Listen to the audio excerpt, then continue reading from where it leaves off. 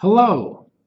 Today I want to talk about transitions that show unexpected result, or how we can show the relationship between a cause and an unexpected result. If you would like a worksheet to fill out while you listen to this video, if you click on the link in the description, it'll take you to the worksheet. Print it out, fill it out while you listen to the video, and then you have something that you can use to study after you finish. Let's get started.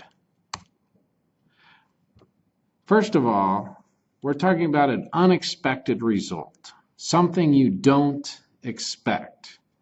For example, if there's bad weather, the expected thing to do is to cancel a picnic.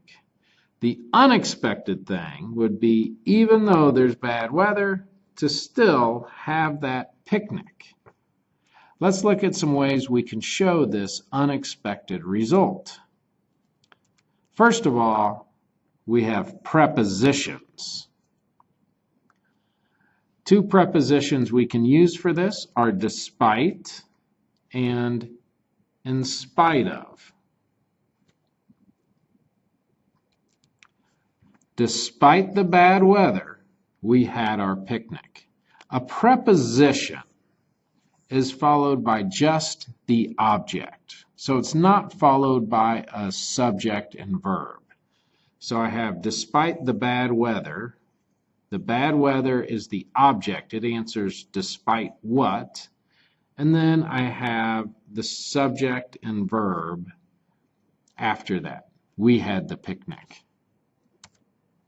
In spite of the bad weather, we had the picnic. This works the same way. In spite of plus the object, the bad weather. I can move the preposition phrase to the end of the sentence. We had the picnic despite the bad weather. In this situation, when the preposition phrase is at the end of the sentence, I don't need a comma. Usually, when a preposition phrase is at the beginning of a sentence, I need a comma. Here we had the picnic in spite of the bad weather. Once again, no comma for this one, because the preposition phrase is at the end of the sentence. Now let's move on, and we'll talk about conjunctions. A conjunction is a word that joins two independent clauses, so two complete idea subject-verb combinations. And the way we get unexpected result with a conjunction is I can use but or yet, and I can use the word anyway or still. And that shows that the result of something is unexpected or surprising. The weather was bad, but we had our picnic anyway. In this situation, we have the comma and then but. Anyway goes at the end of the sentence. The weather was bad, yet we still had our picnic. In this situation, we used yet. I could also use but in either situation. And here we've used still, and still usually goes between the subject and the verb. Let's move on and talk about subordinators. Subordinators, the two we use for unexpected result, are although and even though. Although the weather was bad, we had our picnic. A subordinator is followed by a subject and a verb, and then there needs to also be a main subject and verb combination for the sentence. here is my main clause with the subject and verb. We had our picnic.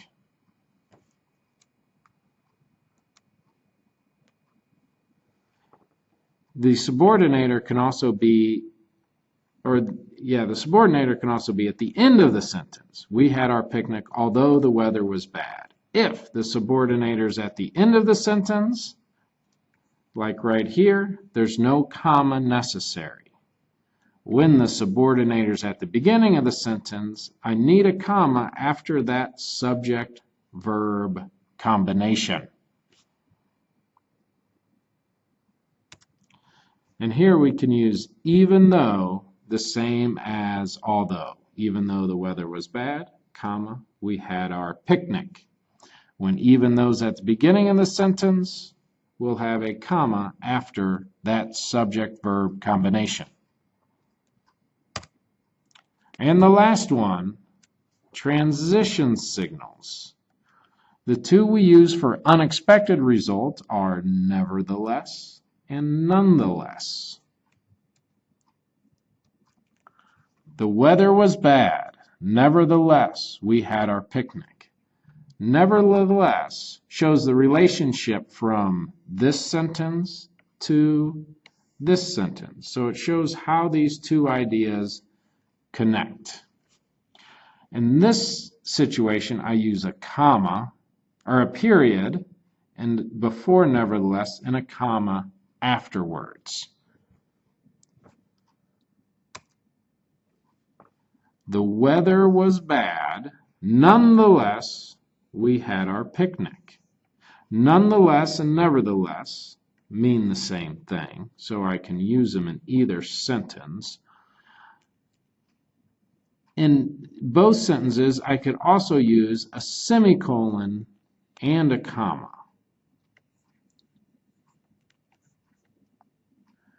So, usually for two short sentences, if I'm showing the relationship with a transition signal like nonetheless or nevertheless, I might use a semicolon. If the sentences are a little bit longer, I would use a period. So today, we've talked about some different ways to show unexpected result. We started with prepositions. Remember, a preposition is just followed by an object.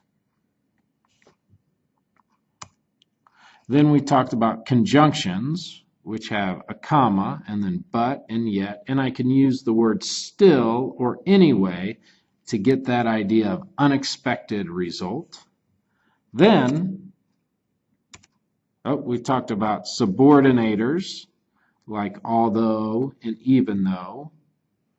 And we talked about transition signals, nevertheless and nonetheless. We also talked about the punctuation that we use with each of these different ways of connecting a cause and an unexpected result.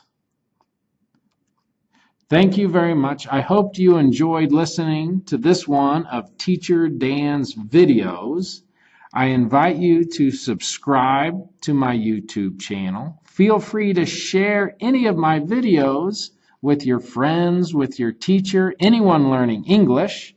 I welcome your comments, and I appreciate it when people like my videos or don't like them.